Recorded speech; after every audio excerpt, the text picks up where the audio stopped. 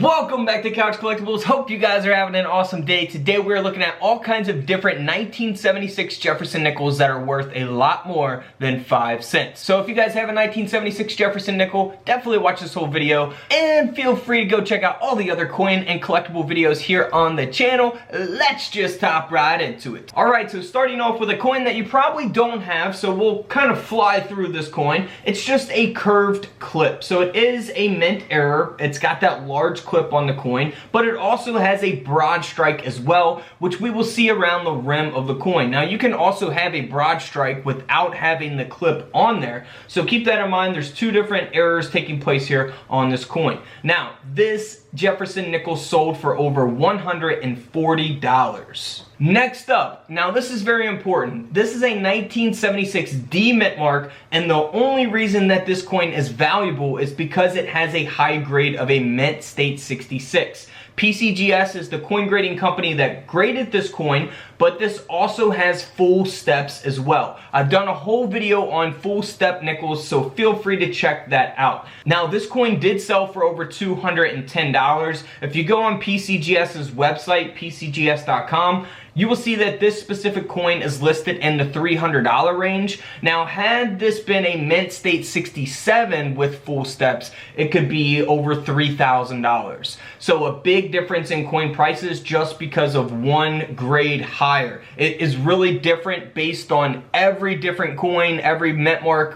So a 1976D is going to be different than 1976 no mint mark prices, based on grade population. How many coins are graded at this grade or higher? The less coins that are graded at the grade, the more value that they're going to have because they're going to be in more demand by certain collectors. So full steps, mint state 66, that's why this coin sold for over $200. Now this next nickel here is a 1976 D mint mark Jefferson nickel that has been double struck. So it is graded by Annex at a mint state 60. Something like this, very obvious type of error. Of course, this would not fit in a nickel coin roll. So I have to throw this in here though because it is 1976. This nickel sold for over $80. Now, here is a 1976 no mint mark that is graded at a mint state 67 with the full steps. So this is going to be a rare coin because it's got that high grade with the full steps. This coin sold for over $4,000. I don't even believe there's any listed any higher than this. I could be wrong, but I'm pretty sure mint state 67 full steps is the highest grade that this specific nickel has got with the full steps. $4 grand. Now here is a 1976 D that has been struck off center, 75% off center to be exact. It is graded by NGC, and this nickel sold for around $60. So, you know, not too bad, but, you know, if you're trying to grade these coins and make a bunch of money, maybe this one isn't the one that you're going to make a huge profit on, but I would definitely rather have it graded to be in my coin collection personally. So let's move on here to another off-center. Now this is not 75% off-center, but this is 60% off-center Jefferson nickel from 1976. And this coin here sold for a little over $60 as well, so staying in that $60 range for that off-center coin also. Now here is a 1976 Jefferson nickel that sold for over $500. And you can see that it looks much smaller than a typical, you know, 5-cent coin, and that's because it was actually struck on a 10-cent blank planchet. So basically a Jefferson nickel design struck on a Roosevelt dime planchet. This coin only weighs 2.23 grams as a result of that mint error. It is graded by NGC at a mint state 64, and this nickel sold for, like I said, over 500 bucks. Now here, I've shown many of these in previous videos for different dates. It is a 1976 Jefferson nickel design that was struck onto a 1-cent planchet. So the last coin was struck onto a dime planchet.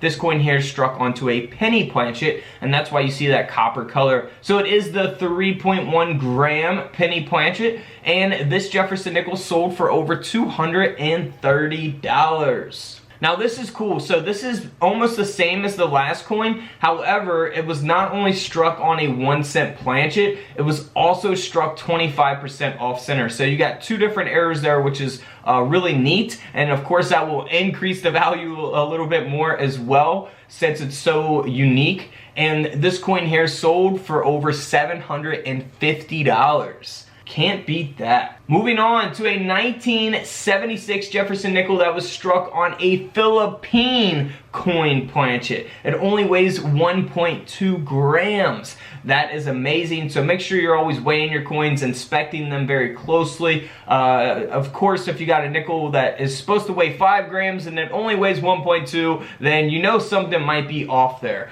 So you definitely want to inspect those, because this coin sold for over $800. Can you believe that? 800 bucks for a nickel, and I'm sure something like that is easy to pass up if you're not really paying attention. So when you go to the bank and get coin rolls for the bank, you always want to look for this type of stuff. Here's a different example of that. It's a 1976 Jefferson nickel design that was struck on a Philippine planchet, a Philippine coin planchet. This is a different Philippine coin. So it weighs 3.37 grams, and this coin sold for over $850. Here is a pretty cool coin. Now, of course, you can always look for stuff like this from the bank and coin rolls from the bank. It's a 1976 Jefferson nickel that was struck on a split planchet before the strike, which we could see that there very noticeably there on the obverse of the coin. Now, this coin here sold for around $80, so nothing really significant, but it's an $80 coin. Now, here is a very, very cool coin. We looked at nickels that were struck on 1 cent planchets and 10 cent planchets. This is the 1976 Jefferson nickel, but this is the S mint mark, and that means that it is the proof coin. So we got a proof Jefferson nickel struck on a 1 cent planchet. That is amazing. Look at that. That is just a super, super rare type of error to have. This coin sold for over $2,600, nearly a $3,000 coin. Now here's what the regular proof Jefferson nickel is supposed to look like, and this is graded at a perfect grade. You cannot get any higher than a 70 on the coin grading scale, and that's why this coin sold for over $1,800. Now, of course, it depends on when these coins sell, you know, how many exist at this grade or higher when the coin sells, so all that will come into play. Maybe these are not selling for $1,800 right now, but at one time, at one point, this did sell on heritage auctions for 1,800 bucks. I've shown this coin in a previous video, one of my favorites because it's such a unique type of mint error. It's a 1976 S mint mark Jefferson nickel that was struck into the center of a $1 coin planchet. I mean, that is just awesome. So an Eisenhower dollar coin planchet that a Jefferson nickel was struck onto, it looks like. That is just incredible. I mean, what is the chances of something like that happening?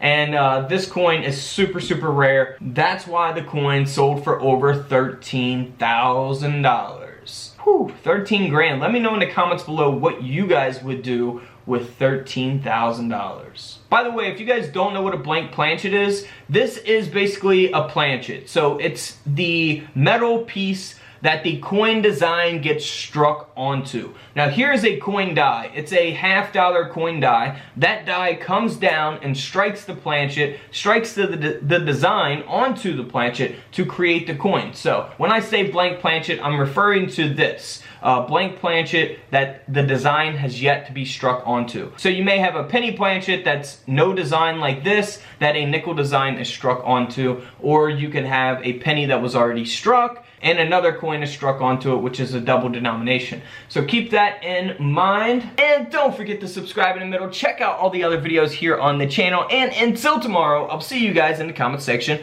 below. This is Couch Collectibles, and this is where I disappear.